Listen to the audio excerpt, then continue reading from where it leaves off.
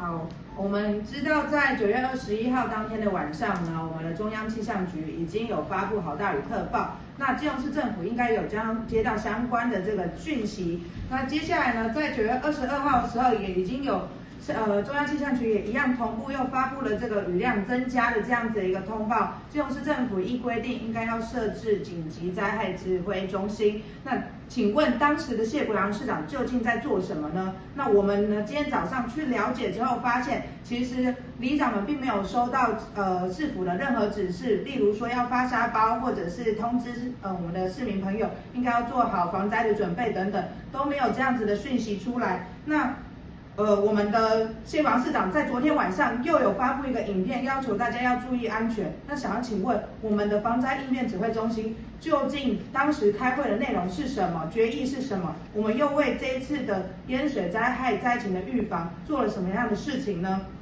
那第二个问题是，我们的这个里长们也有反映，这次淹水的地段都是已经很久没有淹水的地方。那究竟为什么会淹水？未来要如何预防跟改善因应？那在改善淹水之后，其实现在最紧急的是，我们现在遇到灾情的市民，他们到底有没有办法申请到淹水的救助？